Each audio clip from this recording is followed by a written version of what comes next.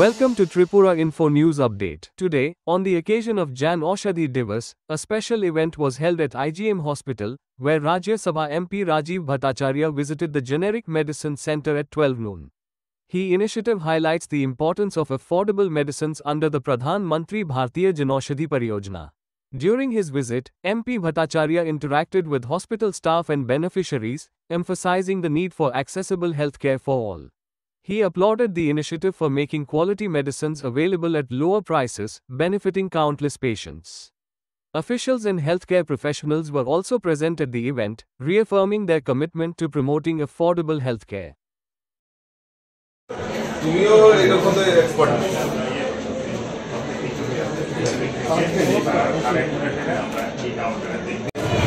আমাদের দেশের প্রধানমন্ত্রীর লক্ষ্য আগামী 2027 31শে মার্চের মধ্যে এই টার্গেটটা 25 হসপিটালের ব্যবস্থাপনা এখানে যে যুক্ত পরিসরে যে অনুষ্ঠান সকলকে আজকের এই জনঔষধি দিবসে সকলকে আমার তরফ থেকে অনেক অনেক শুভেচ্ছা অভিনন্দন। আমাদের আইজিএম হসপিটালের আপনারা জানেন যে যেটা আমার পূর্ববর্তী বক্তা বলেছেন যে 2014 সালে দেশের যশস্বী প্রধানমন্ত্রী নরেন্দ্র মোদীজি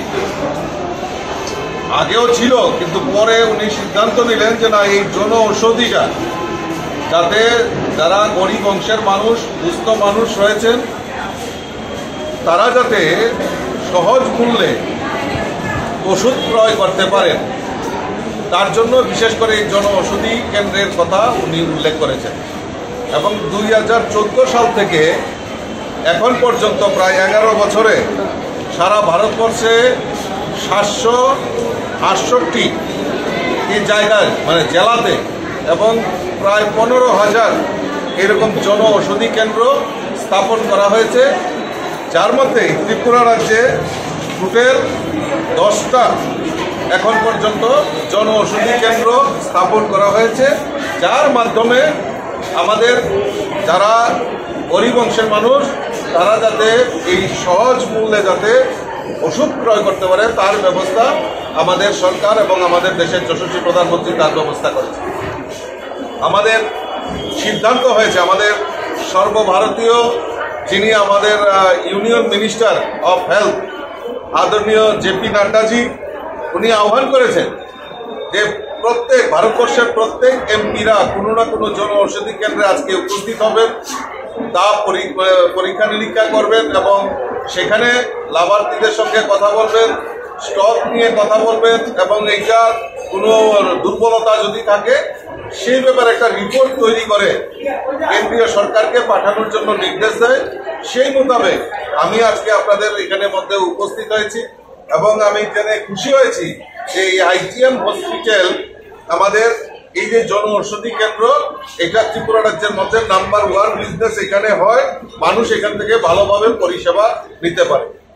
তো কাজেই আমি সৌভাগ্যবান যে আজকে আমি আপনাদের মধ্যে উপস্থিত হয়েছি এবং এইটাকে আরো ব্যাপক প্রচার প্রসার কিভাবে করা যায় তার জন্য পরবর্তী সময়ে আমাদের কেন্দ্রীয় মন্ত্রী 9 তারিখে আমাদের এই ত্রিপুরা রাজ্য সফরে আসছেন, আপনারা জানেন। তো সেদিনও আমি বিস্তারিত আরো কথা বলবো, যদি কোনো প্রয়োজন হয় এর জন্য ঔষধি কেন্দ্রের ব্যাপক প্রচার প্রসারের জন্য আমি ওনার সঙ্গে ব্যক্তিগতভাবে কথা বলবো। আমি আর কথা না বাড়িয়ে আমি ধন্যবাদ জানাই আইজিএম এর সুপারিনটেন্ডেন্ট, ডেপুটি সুপারিনটেন্ডেন্ট এবং ডক্টরসরাও এখানে আছেন, যে আপনাদের পরিষেবা আমরা যদি দেখি যে আমাদের সুপারিনটেন্ডেন্ট বলছিলেন যে আগরতলা শহরের মধ্যে একটা মানে এইভাবে মানে আইজিএম হসপিটালের যে পরিষেবা এটা মানে কিভাবে তারা পরিষেবা দিয়ে যাচ্ছেন এবং এটা সুনামের সহিত সারা রাজ্যে এই আইজিএম হসপিটালের একটা গুণগত মান বজায় রেখেছেন।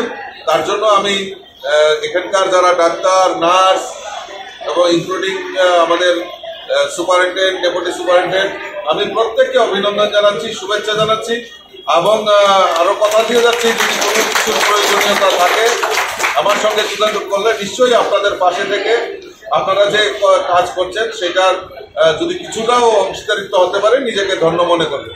আমি আমার আলোচনা না বাড়িয়ে সকলকে আবার আন্তরিক অভিনন্দন জানিয়ে আমার কথা বলা শেষ করছি। নমস্কার, জয় Hind. Subscribe to Tripura Info and press the bell icon so that you never miss any latest updates and news on Tripura.